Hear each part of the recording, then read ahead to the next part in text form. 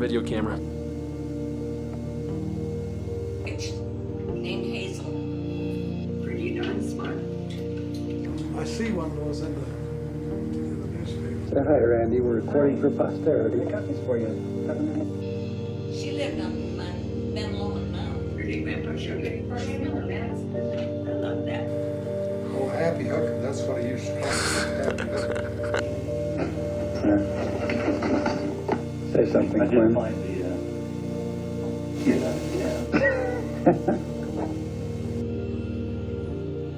She'd all these years had a plan. He said, good day. The first thing I'm gonna do is have you arrested. That's after Grandpa left us to go. Damn, it blew my head off. Oh, my hell, I can only hear one person at a time.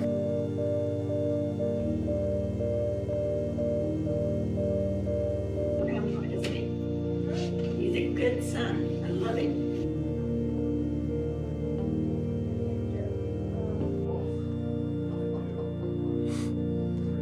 Yeah, you're talking.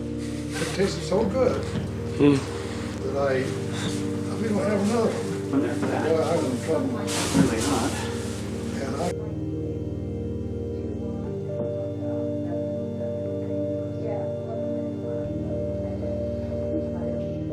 But your dad, and I told you, she made the potion up and fed some to the cat. And the cat turned into a witch. Now what do you think of that? look, just get out of the way. Where's the can? I want to know where the can is right now.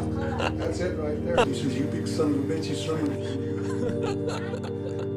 I said, never shot drank that second can of great drink. Little boy that he was going to be just like his dad and be grandpa. Thank you, first of all, for doing this.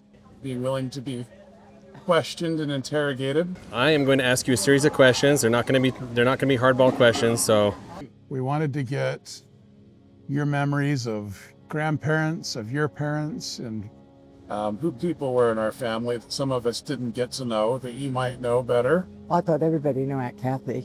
Well, we want people, we want to know people that you knew. Oh, okay. So we're going to ask you just a few questions. It's not very long. All right. everything's just relax. We're not going to put you on the hot seat. But first off, I want to ask you, when and where were you born?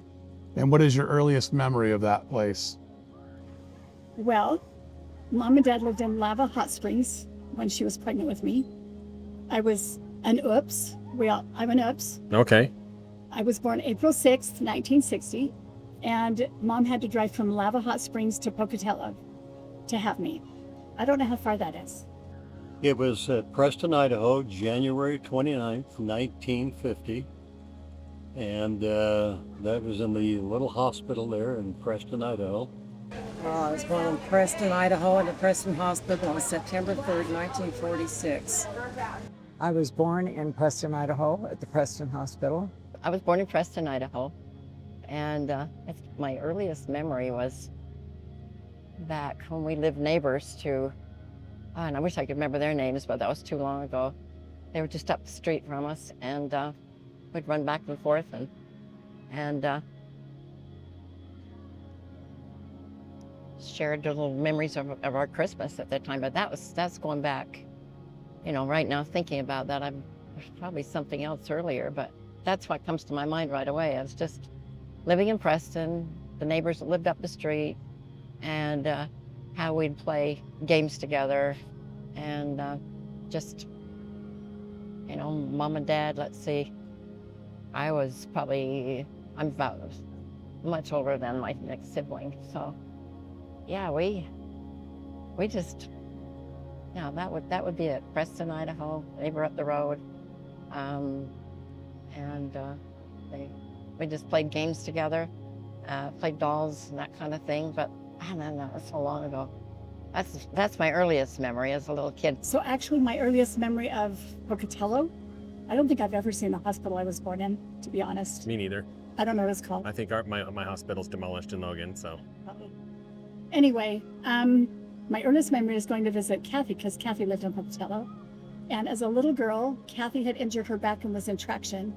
And I remember going with Mom to take care of Kathy. I was just little, because Kathy had to be in traction for most of every day. And so we went up to Pocatello, and that's my earliest recollection. How did she get hurt? I don't know. You need to ask her. Okay, But she that's put her back. I've never heard about that. She had, I want to say Robert and maybe Michael. And I went with Mom and Probably on a dirt bike, knowing those guys. probably. Yeah, okay. My earliest recollection is in the old cinder block house across from the high school that is currently in Preston. And the cinder block house I don't think is there anymore. I think it's a parking lot now. But my earliest recollection was in that home, and it had to do with the fish that my dad caught on one of his fishing trips. And he had me pose with the fish, which we have a picture of. But then that night I got thinking to myself, while Mom and Dad were in bed, that it would be fun to have that fish cooked for him for his breakfast. So at 3 o'clock in the morning, I got up and got a fry pan, laid the fish that was in the fridge in the fry pan, threw some flour on top of it because I'd seen Mother do that, and turned the oven on high, and the house started to fill with smoke, and then that woke Mom and Dad up, and the rest is history on that one. We destroyed the fish, but that was my earliest recollection. And my earliest memory is probably on Christmas. I got a Betsy Wetsy doll. Okay. And well, that's probably just that little house. I was probably about 3. Okay. My earliest memory. That's pretty good. You can remember back to 3. My earliest memories came from Preston as well. So a Betsy Wetsy doll, and okay. And my earliest memory, trying to think of where my earliest memory was of living. My earliest memory of living in an apartment above the pool hall, the Owl Pool Hall. Yeah, Uncle Dick's bar. Okay. It wasn't even a bar and grill, it was just flat out a bar. So we lived upstairs, and it was just a tiny apartment. It was a kitchen and living room together, and then a big bedroom. And so it would have been just Bonnie and I at the time. Anyway, if Bonnie and I got in trouble for anything, there was a little room at the top of the stairs, and it was a scary little room. It was just tiny. And you open up the door, and there was a bench right there in the front. And Mother would make us sit on that bench, and there was a little light above. She would turn it on. We'd go in there and get sat down. Then she'd turn the light out and shut the door, and she'd say, "When I think you've learned your lesson, I'll come and let you out." Now, today, that would be a big deal. She and I were scared spitless. We held our feet up off the floor to make sure there were no mice that could get our toes. We lived through it. Grandma Vera did this to you. Grandma Vera did this to us. She loved us dearly, and we did learn how to be good girls. I mean, we thought twice before we did something wrong again, I'll tell you that much. But that was my earliest memory of where we lived. Grandpa Pinson and Grandma Pinson, do you have any memories of them? Probably not. Oh, I don't know. They were gone Yep. long before I came. Are there any stories that stand out about either of them to you that you can remember? Yes. Okay, well, let's hear them. Good or bad? Both, yeah. I mean, we've heard plenty of bad stories as well. I remember that Mom would say about Grandma Pinson, so her mother-in-law, right? That she called Mom Little Half Pint. Oh, She okay. always called Mom Little Half Pint with her British accent. Mom would tell me that Grandpa Pinson was just a tiny man. He was just little, and a hard worker, and they owned an electrical appliance store. He provided electrical services all over Preston. I remember her saying that Grandma was a tough lady and hard on Dad. Interesting. That Dad was probably ADHD before that had a label on it, and so Grandma would just call him a bad kid. That he was a bad kid. Interesting. Probably was just a Just kid. coping with disability. Another memory I have is Mom telling me that Grandma made bootleg during the Prohibition. Whoa. Yeah. And Dad would go out with his brother to sell it, Or to drink it. both. Uh Because she actually would tell him to drink it to stay warm. huh. And they would go out and sell it to the guys that were on the railroad or the Indians. Okay. That's how Grandma made a little extra cash. No, that's a story Mom told me. So that was, Sounds very Smokey and the Bandit. Did you know we had bootleggers in the family? Surprised me. Okay. It was Grandma, and apparently she was really good at it. Wow. Okay. So she played the part of Burt Reynolds. I like it. So, Grandma Kirkbride, you probably have memories. Yes. Let's hear. So my memories of Grandma, she was the tiniest little thing, and we would go up to see her all the time. And she died the day after my birthday. So she died April 7th, 1967. I was 7 years old. Mm-hmm. And Grandma, when Mom would leave me to be babysat by Grandma, she always wanted me to sit on her lap. And I was a scrawny little kid, and she was a scrawny little lady. And I swear, my hip bones would grind on her leg bones. It was not a very comfortable seat, huh? Well, for either of us, I'm sure. My memories of her was that she always had sugar cookies in a jar. She ate baby food Oh, interesting. because it didn't hurt her stomach. Sounds like something my mom would do. Yeah, Uncle Earl would come and eat his lunch there out of one of those silver metal lunch boxes. Mm-hmm. And every time he opened it, I remember smelling banana. He always had a banana in his lunch. And well, at least when Grandma would babysit me, which probably wasn't very often, but I had such strong memories of her giving me a jar of baby food. It was usually Hawaiian Delight or fruit dessert Mm-hmm. and a cookie and Uncle Earl's banana. And I have good memories of that. Or her wanting to sit with me on her lap while we watched the Lawrence Welk show. Oh, cool. Yeah. Those are good memories. Yeah. I miss her. I will never forget that she died around my birthday, and it made me so sad. Yeah. At 7 years old, that's a big moment in your life. Yeah, I don't remember really anything about Grandma Pinson. Unfortunately, the only thing I remember about her was that she was an alcoholic like all the rest of the family members were. And it was a difficult environment in their household to have some level of normalcy on that. But Grandpa Pinson, I do remember because he lived in an old red brick house that was just east of the cinder block house that I lived in, where I established my first recollection. And so I enjoyed his company a few times when he lived there. I remember one time, there were probably several times that I interacted with him, but one time that really stood out for me was when he was sitting in his rocking chair in the living room of that old tall red brick house. And I went in and sat there on the floor next to him and just carried a conversation. And I can't even remember what started the conversation. It might have been me asking him about the ripples that were on his left arm. He had ripples as if something had happened, like he'd broken or had a cut or something. And he proceeded to tell me the story of why he had all those ripples on his left arm. And he began to cry because the recollection brought back the painful memories. But he had cut his left arm in a coal crusher when he was employed somewhere. And the coal crusher only goes so far. Fortunately it didn't crush coal to a powder, but it would break it to pieces about so big.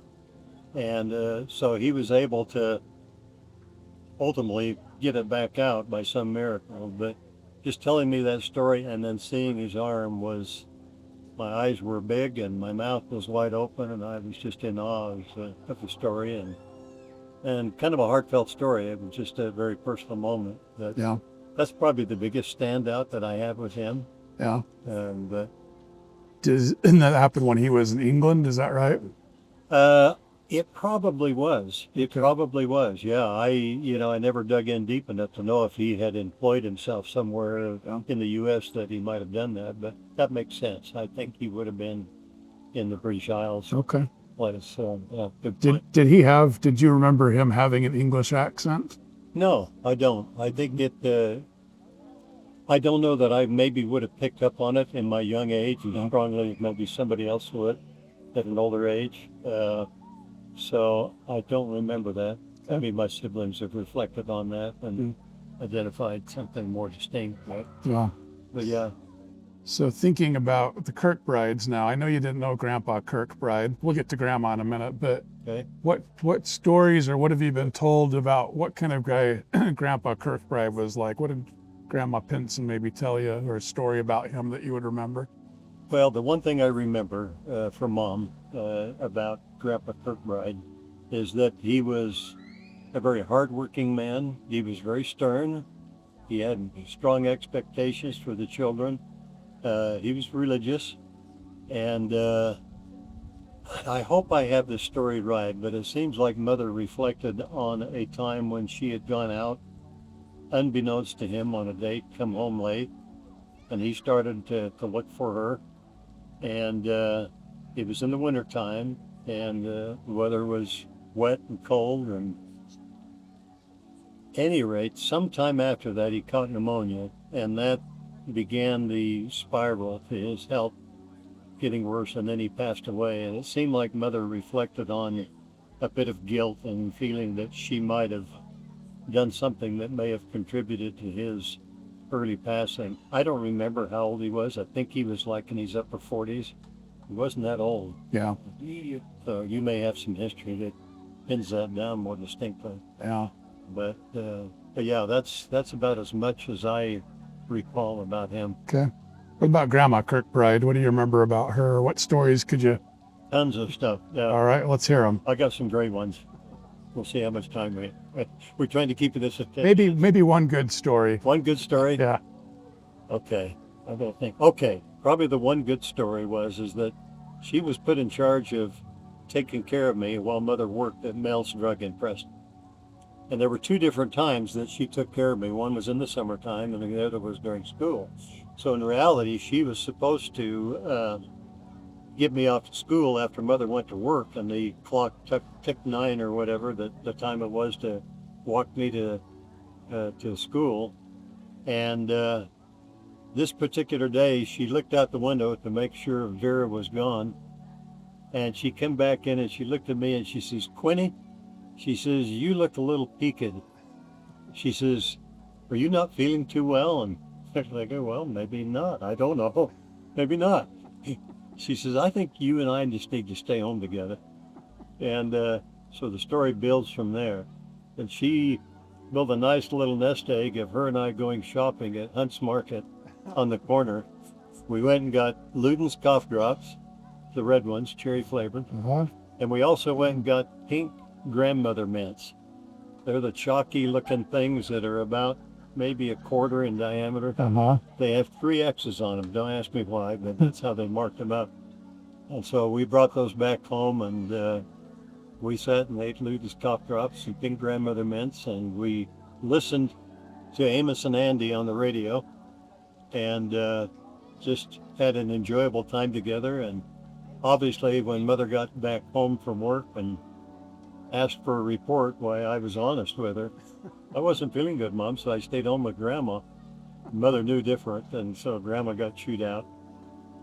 And but anyway, that's probably worth it for her, though. Yeah, it was. She probably had to get a few months down the road and look back on it and say, that's some good bonding time with Grandma that really cared. But so, yep. Okay, That's good. probably the most distinct. That's awesome. Yeah. I only have memories of Grandpa Pinson because Grandma died right after I was born.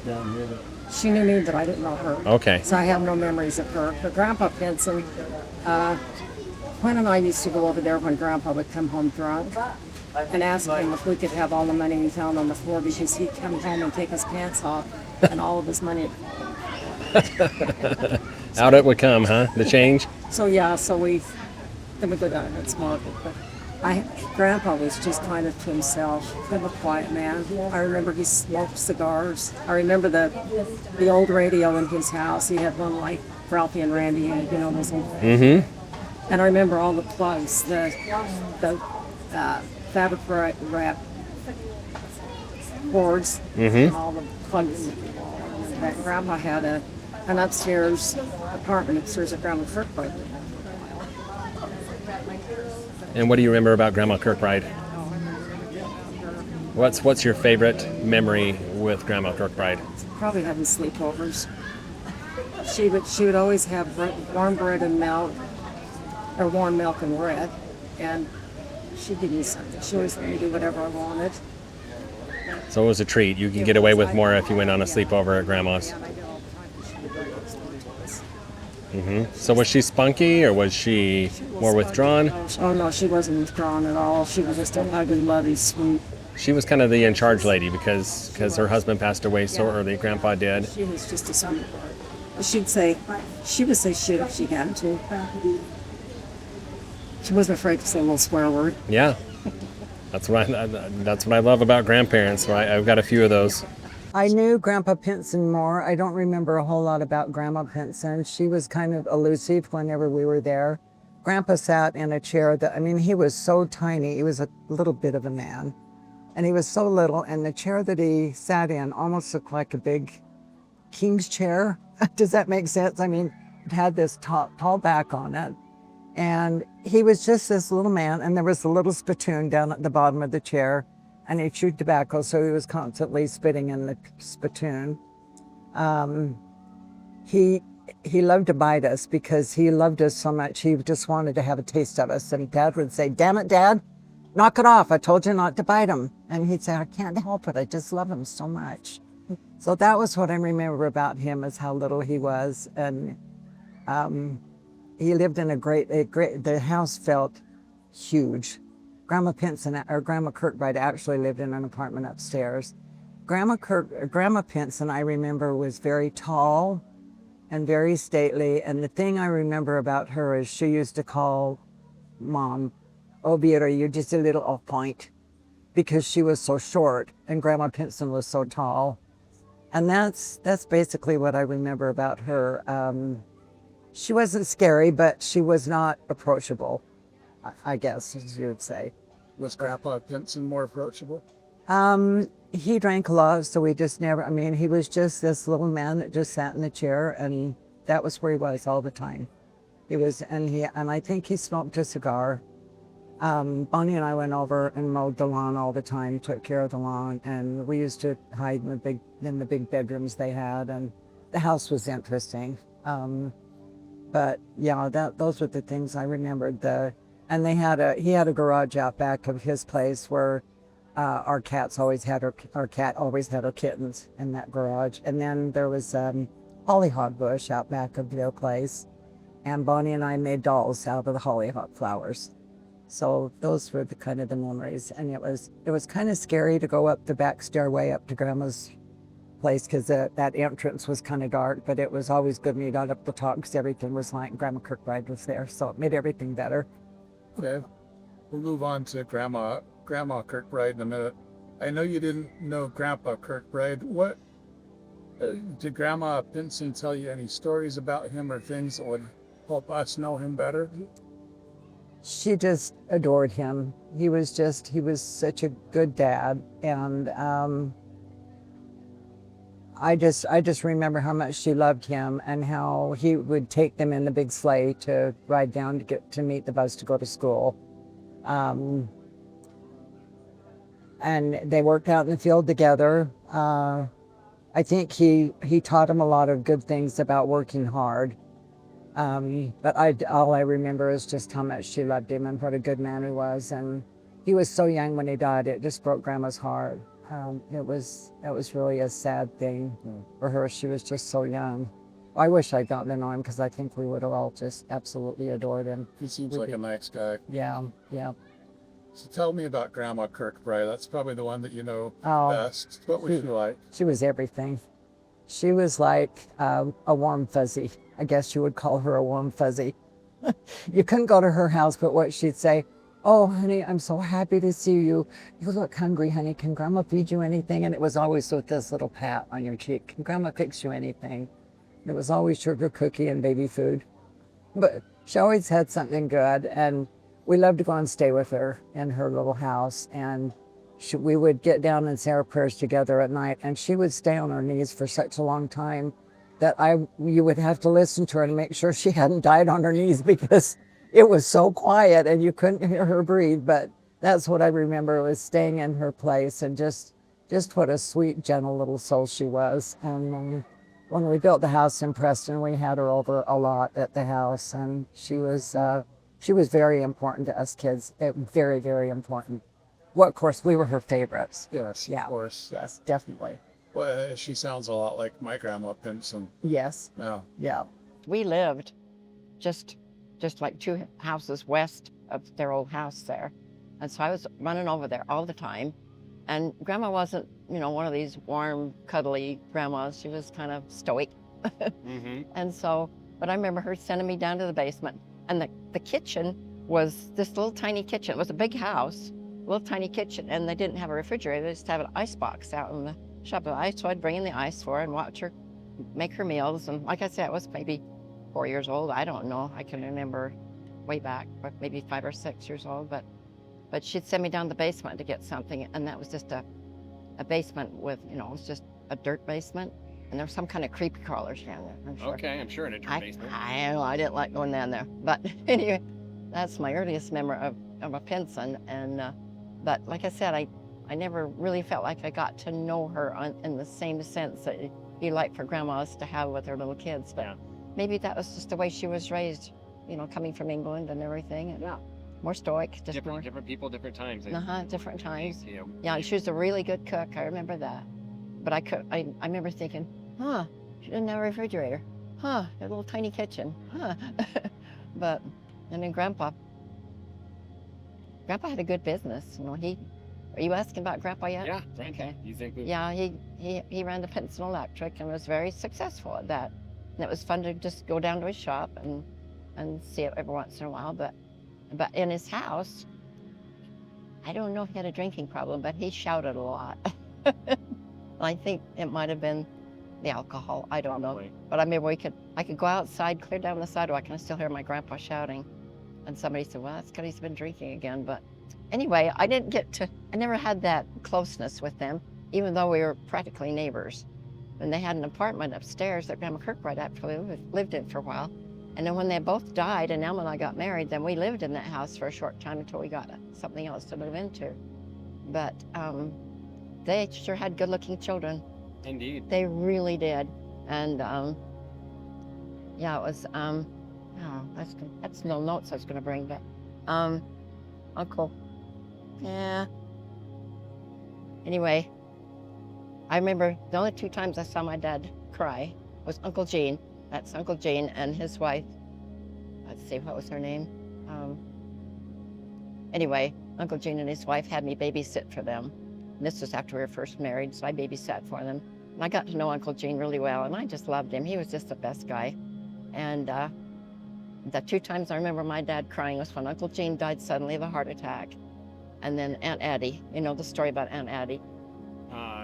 Did she lost what? She took her own life. Oh, okay. No, I didn't. You didn't know that story? No. Okay. Yeah, that was awful. And yeah, I'll never forget that. My dad cried so hard. That was bad.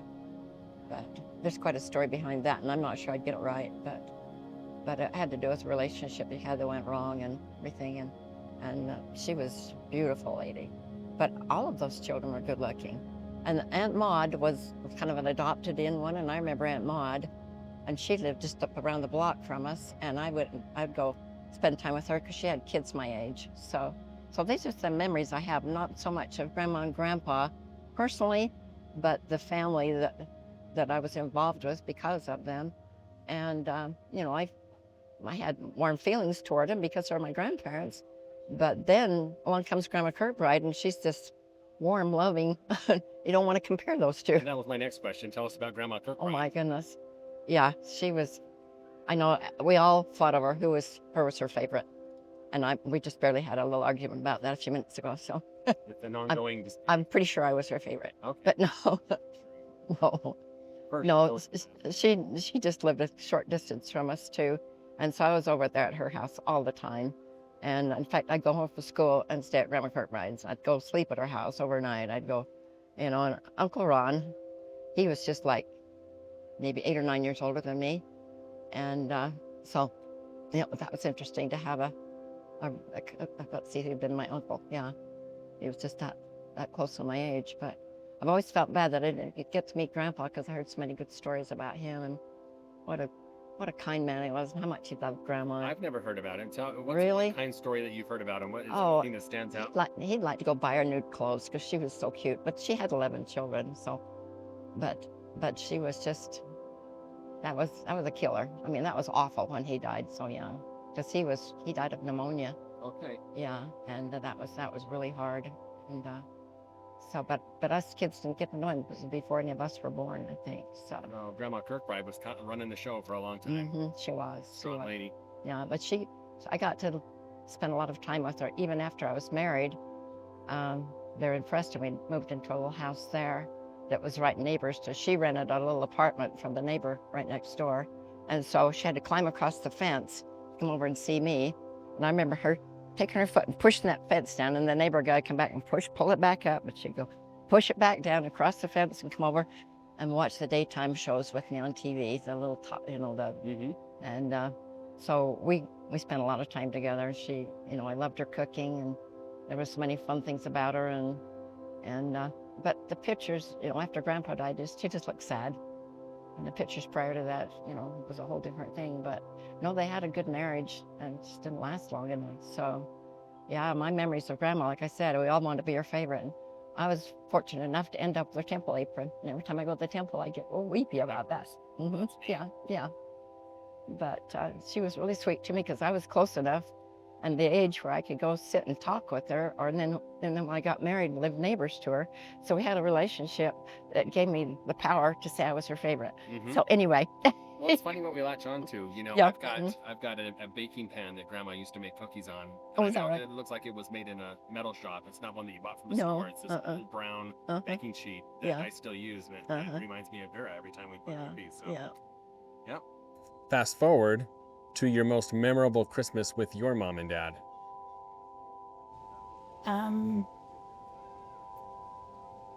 Gosh, my earliest memory, most memorable. It's hard because I feel like as a child, a lot of those memories kind of come in together. But one of my earliest memories, or one of my most memorable, I'm close in age to Blake, Bob, and Gail. I fall after Bob, but before Gail. So we were like siblings. Yeah, less cousins, more siblings. Yeah. So at Christmas, I'm sure to tuck us away, we'd go sleep downstairs in my playroom. I had a little playroom in our house in Smithfield, down in the basement that had a bed, and we would sleep on it sideways. So all four of us would sleep on this queen bed sideways.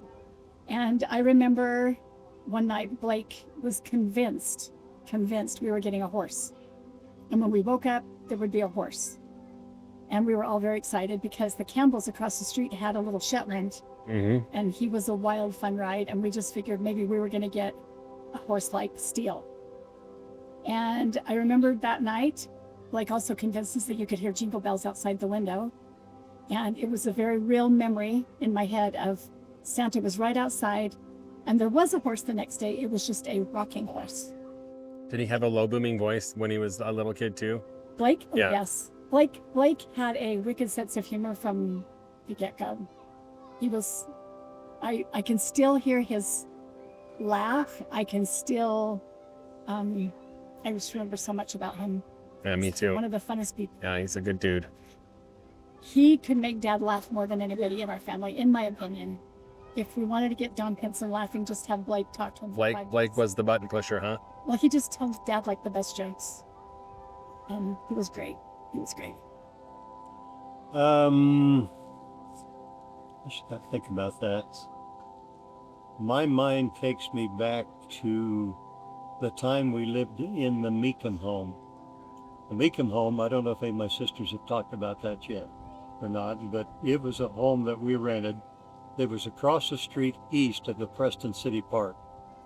And so that's where we were at the time that I had a Christmas. And I think Dad must have been doing good with his job. He was a troubleman, so he just worked as a single lineman, troubleshooting things that didn't require a crew to do it. So he had a trouble truck that sat out in front of the house, and every day on Monday through Friday, that's his business transportation. But at any rate, it must have been a pretty decent year financially, because that Christmas I got an erector set. You know what those are? Oh, yeah. Okay. Yeah. You know the erector set. I got Robbie the robot. That was battery powered. Okay. And that was big time. If I still had that today, I would have a chunk of change in my pocket. And then I also got a toolkit. So this toolkit had like 6 tools in it, like a pair of pliers, a screwdriver, a little miniature saw, a hammer, and whatever else would make up about 6 tools.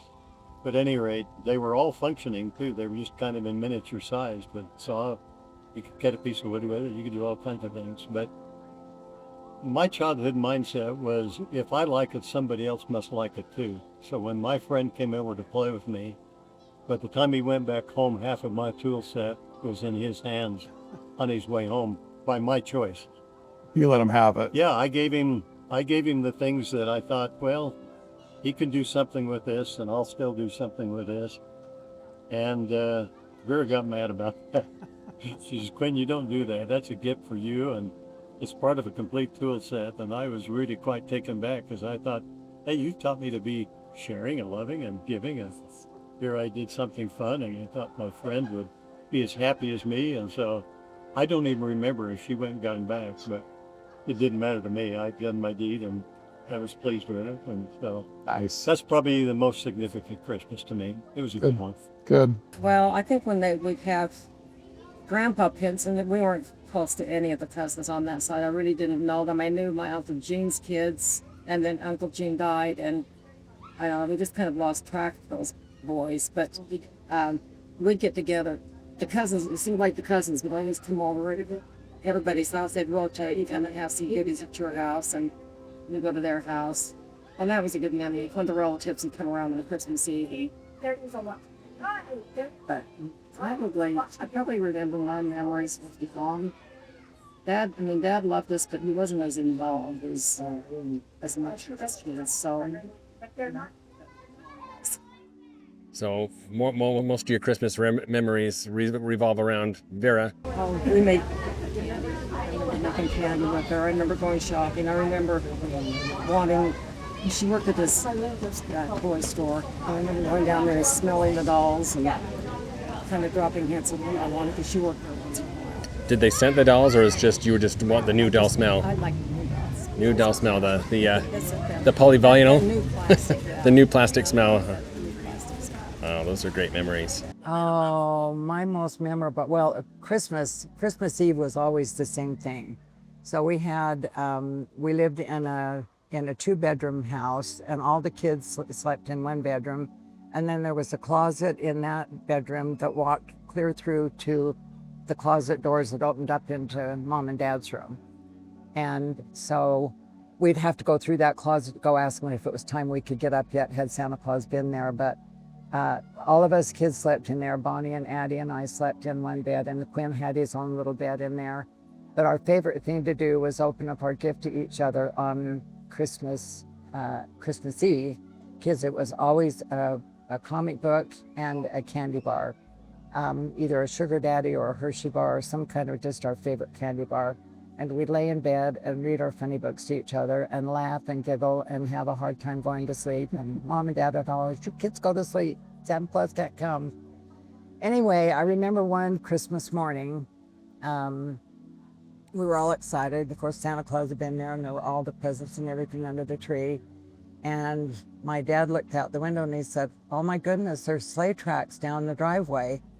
And so we all ran to the window, and there was sleigh tracks on the driveway. And there was something laying in the snow out there. So we watched as Dad went out to retrieve whatever was out there, and it was a Pound-A-Peg. It was Quinn's toy from Santa. It was a Pound-A-Peg. And he brought it. That was how we knew there was truly a Santa Claus. So we saw his tracks, and that toy was out there, and it was meant for Quinn. That was probably my most memorable Christmas. I remember and I was older then, but anyway, what was so memorable about it is that, we always got a book because we like to read. And I remember we couldn't leave the bedroom until we got the signal that it was okay to get up. So we'd stay awake all night long, waiting for them to say that Santa Claus had been there and we could get up now. But I just remember that would have been 3 of us, all slept in 1 bedroom. And so it was just kind of a fun thing about what we thought we might be getting for Christmas, and what if we did or what if we didn't, and that kind of thing. And it was just, that was my earliest memory of Christmas with Mom and Dad, was was just the fun ideas of sharing, what we remember about a year before, and okay, can we get out of bed yet? Can we sneak in there yet? Just that kind of thing. It was just, they were pretty firm on you don't get up until Santa Claus has been there, and so we believed in Santa, and so that was a fun memory right there, just laying there in bed and comparing our thoughts of what we might get for Christmas and everything. So, What traits do you see from Grandma and Grandpa in your own kids? My own kids. Well, that's interesting. I got to look at that.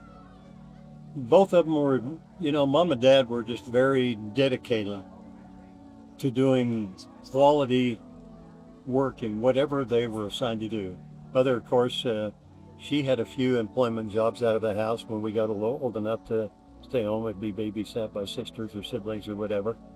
But the fact that they learned to work hard and provide and do some nice things for the family in all my growing years, even though we lived in apartments at different times until Dad could finally afford to build a home, which he did out on 8th South. Well, actually, the first home he built was the cinder block home. Mm-hmm. So he started pretty early with using his skill set and his friends.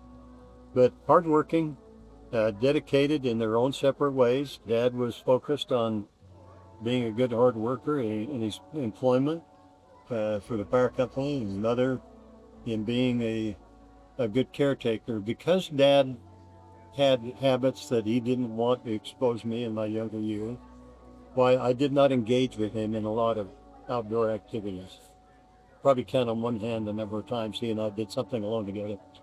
So Mother picked up that slack, and she did her best to try and make a difference in filling that gap. And she was grateful, that I didn't get exposed to some of those kind of things. But in a way, she was a little bit sad that I didn't have that father-son relationship. So she had an extra challenge to take on to do that.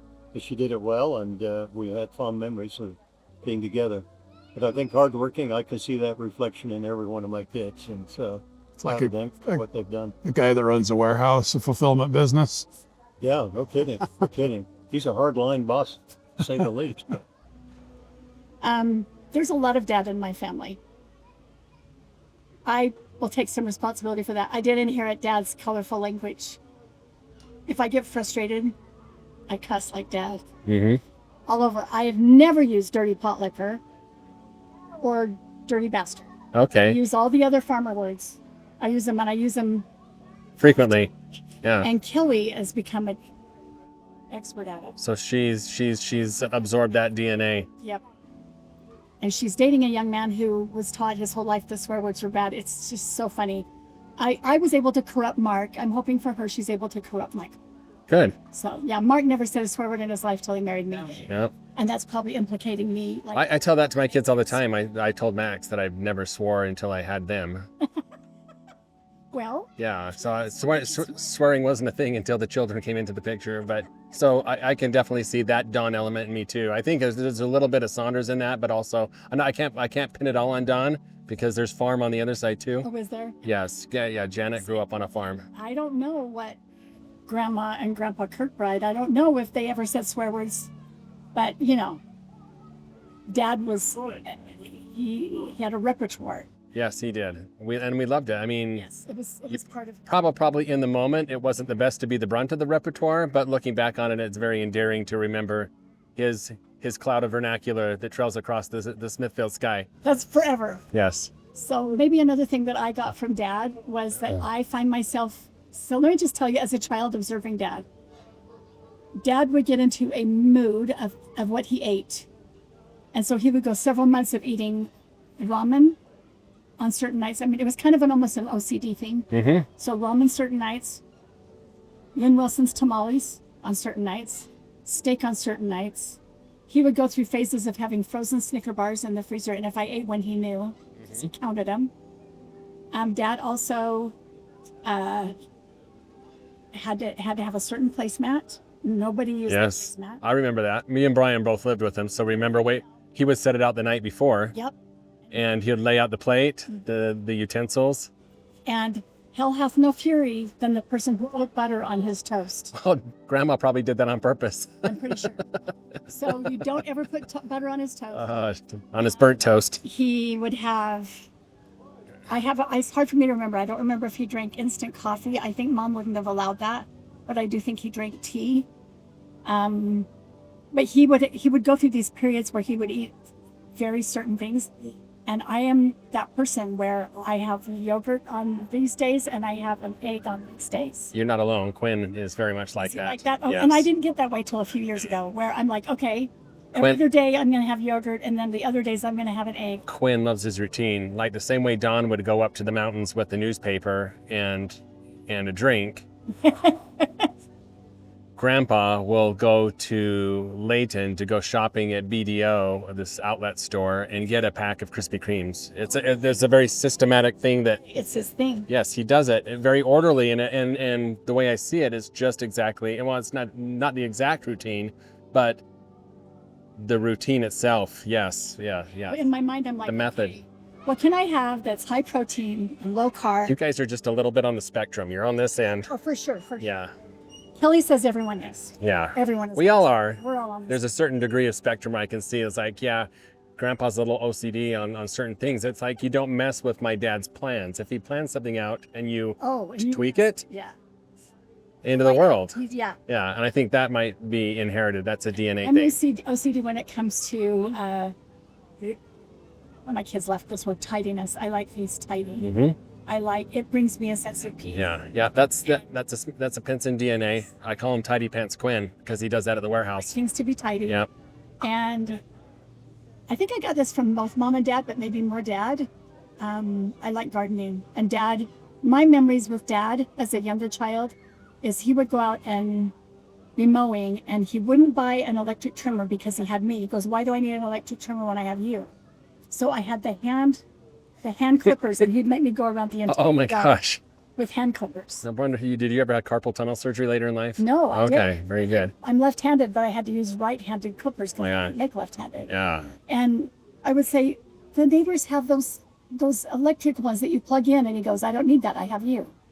And he was right. He got one as soon as I graduated. No, that's a fun story. I never heard that. I love gardening, and gardening is how I get, if I'm feeling agitated or worried or anything, I go out in my yard and So, ironically, you're spending a lot of time on the Don traits that you've inherited. You haven't said much about Vera.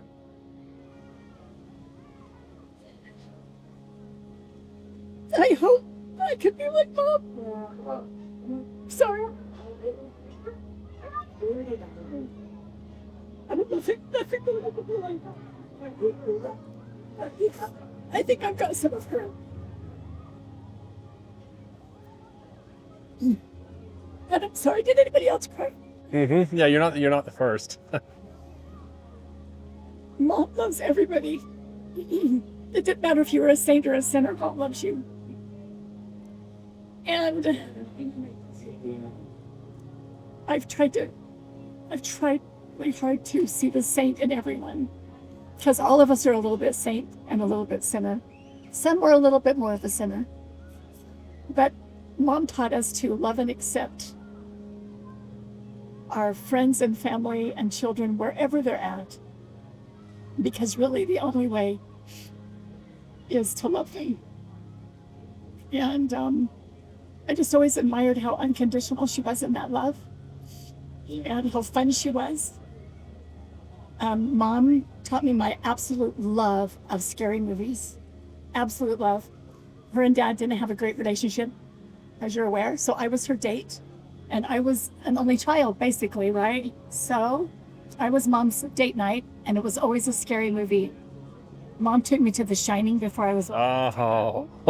She took me to When a Stranger Calls. She took me to. But she also took me to Where the Red Fern Grows and Mary Poppins and Sound of Music. So these stories explain why Halloween was one of her favorite times. Scary. Yeah, she loved the stuff. And so I, in turn, became that mom. And I had neighbors in California say, "What on earth were you thinking?" Because I showed arachnophobia at Lindsay's 9th birthday party. Because I thought it was really fun. What's the matter with this Patty lady? I terrified all the kids, but you know what? They loved it and they always wanted to come back. Yep. Yep. So I think I got my love of Halloween and scary movies and ghost stories from Mom. And I just always hope that by the end of my life, that I have become a glimpse of her, because I feel like Mom was just a true servant heart, and she would do anything for you. Yep. Always. I agree. Drop everything and come. Do you see Vera in any of your kids? Yes. Yeah. All of them. And Dad. What a great legacy, right? Yep. I think with Mom, they were just, they picked up on her going to give it all, do anything for her kids, and just pure love. Grandpa, just talking in front of the gate. I think with Grandpa, they loved him, but they weren't as close. But I think the thing that I always knew about Dad is that he always loved us, and regardless of how, just have him drink and Mm-hmm. But I think that if they had got to know Dad a little bit more, I think David was kind of close with him. And the fishing and the hunting. Dad gave David a gun one time that he just really treasured. So what's one thing where you see something either in yourself or one of your kids and say, oh, that is a Vera DNA through and through? I think sometimes some of the ways I react to my kids, and I can see Mom. I can feel like Mom's there. Mm-hmm. You know, I can hear her saying things like it's coming out of my mouth, but I can hear my mom. But that's fun. It's fun to see those things. Like Mom's around me, that I can hear her. You know, we get that a lot in our family. You know, my little sister Natalie will say, you know, Vera whispers this to me or whatever. So one time I remember, I just feel like Mom was saying, "Have Ardell, call Ardell," and several days, and I thought I've got to call Ann Ardell and just check on it. So Mom puts bugging me because I know Mom said you need to call Ann Ardell and just check on her. So I did. It's like she's saying, Mom is a little. She's your little guardian angel. She was. Yep. Still is. We miss her a lot. Which leads us to the next question. If you had 1 minute with your mom and dad right now at this table, what would you tell them? Which I love them. It was so good. Especially which I miss them. They're just the best. And I love my dad. I was really close. She was good mom. Yeah. And Dad always, I got one spanking, I deserved it. That's because I hit Kathy in the head with a log because she didn't share an apricot with me. And that's the only spanking I ever remember. Probably rare for those days. I think spankings were handed out quite liberally those days, were they not? Yeah, he only spanked me once. I was just whack on the butt, but I earned it. The first and the Mom, on the other hand, she if I had knocked the door, I would go to the bathroom and lock the door. She'd come and knock on the door and she'd say, Daddy ran, open the door. And I think that she's not mad at me. As soon as I opened the door, she's... Oh, she had her spunky side. Spunky, but I learned she demanded respect. Yeah, well, she needed to. She got it. I think it's an environmental thing. One other thing I remember about Mom is that she was a real good sport. When it came to Elena was staying with us. Elena and I would spend summers together every year. I spent half of it in Napa, and she spent the other half in Lava. And Mom would give us chores to do, and she kept saying, you need to do this, you need to, and we're already outside. She says, when you get through hosing that off, you need to close the car on and lay down around and just close on Mom. Then Mom came running down, and she grabbed the hose, and we had a great big water fight. I would have liked to be involved in that one. Yeah, that is a great memory. And my kids? Mm-hmm. Oh, Ashley is very much my dad. She's got my dad's ability to do anything electrical. She's learned how to do anything electrical with her solar job. And she's got his peppery mouth. She say for hell's sakes. Also. She does. And let me see. Heather is very, very quiet. I don't know that any of my kids are quite like Mother. I mean, they've got Mother's loving, caring side, but Mother was a little salty at times. I mean, you know that. You lived with her. She had a darling personality. And she was very loving, but she was very firm. And so I don't know that any of my kids have that trait, even though they're all, Robert is very quiet and gentle. He's a very gentle person, and Mike is extremely gentle and very quiet. They go about doing good quietly. And Heather is just a sweetheart girl. She's just such a good girl. So probably she's more like my mother than any of the rest of my kids. She's just got that gentle, good mother trait. But yeah, and Ashley even looks a little bit like that, and she wears that with a badge of honor. She loved my salty dad. She loved everything about him. She wanted to be exactly like him. So yeah, she's definitely her grandpa's girl. And and my dad, dad was a little bit scary when we were growing up. I had a healthy respect for my dad. But when I got my first granddaughter, my first grandbaby was Heather's daughter. And well, she was my first grandbaby, but she was the first one that Dad really fell in love with. And it's Mackenzie. And when she smiles, she's got little pumpkin eyes. And my dad would always say, "Did you bring my little pumpkin eye girl with you today when I come to see Mother?" Well, they came with us one time, and Dad took Mackenzie out on the front porch and sat with her. And they sat there for a long time. They were watching a little boy go up and down the hill on his little trike or whatever it was. But he adored that little girl, and that was just such a soft, sweet side of him. And then, of course, when he got close to passing and we were taking our turns coming up to stay, he made a big change. I mean, he realized how important his kids and his grandkids were to him. And so I was grateful for that. And grateful for a lot of things that happened around Grandma's death, that testified to us that they had made amends with each other and everything was okay. Well, my kids got to know Grandma Pinson and Grandpa because after my dad retired, my dad came to Oregon and he would stay with us because he loved Oregon, and Elma would take him on his work trips and everything. And he did teach Elma to chew tobacco for a while. That was not good. But anyway, they both quit.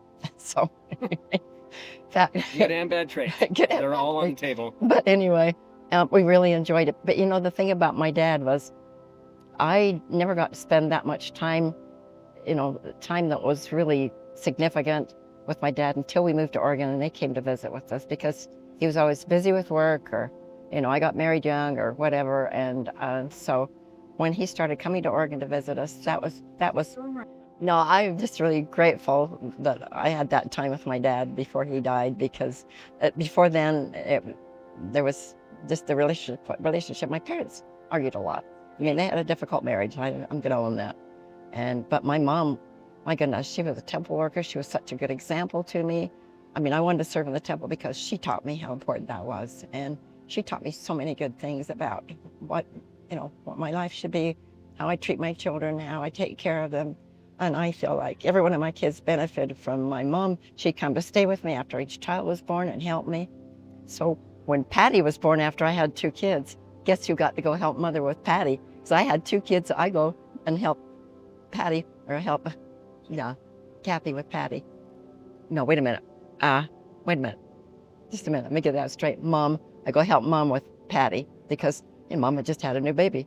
But Mom just had so many good qualities, her faith and her determination to do what was right. That was just so ingrained in me, and I've never forgotten her. I've always been so grateful for that, because I think it kept me steered in the right direction.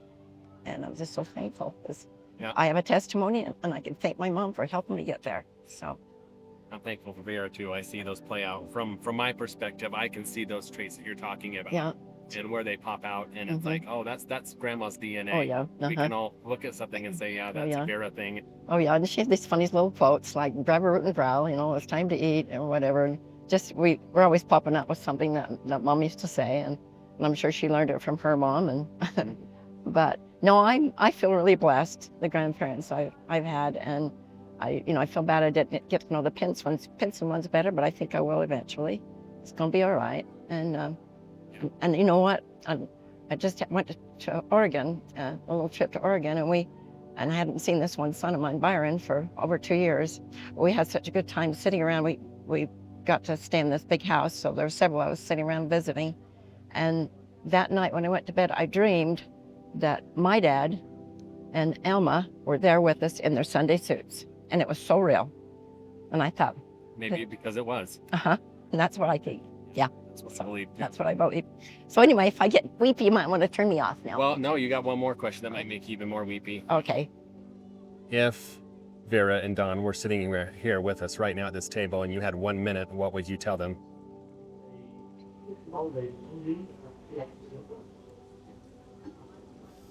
Just how grateful for the good and the bad. How grateful I am that I got to be raised in their home and how much I love them. And I learned as much about faith from Mom as I learned about life and trials from Dad's addictions. I feel, because of Dad's addictions, how to handle stress. And I feel like I learned patience from that. I learned that being proud of your family doesn't always come in the form of words. Sometimes it's in actions. And I'm just so grateful that they are my legacy. Because I feel like in a funny way, I'm a better rounded person for having a foot in each side. Does that make sense? Mm-hmm. You learn to have a lot more compassion for people with trials, right? Yeah. Problems. Because it's really hard when you love someone who Makes bad choices. Yeah. and but yet Heavenly Father atoned for them too. Yeah. Almi said once Dad was up in heaven going to a repentance school. I hope he saves me a seat.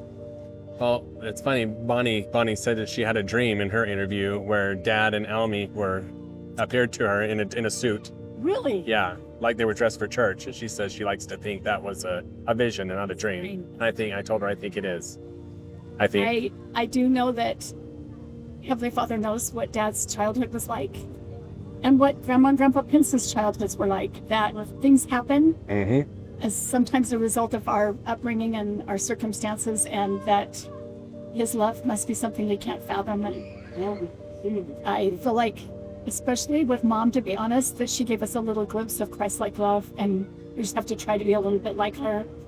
And part of that is loving and enduring with a person. Yeah. It's maybe a little harder. Sticking with it. Yeah. Anyway. I tell them I love them both, and that thanks for all the good things you do. And I think I would erase from my memory any stern things that I'd recollect from my past and just focus on nothing but the good elements, the good treasures. The pearl's a great prize that came from that. And so love is the very first word that comes out of my mouth.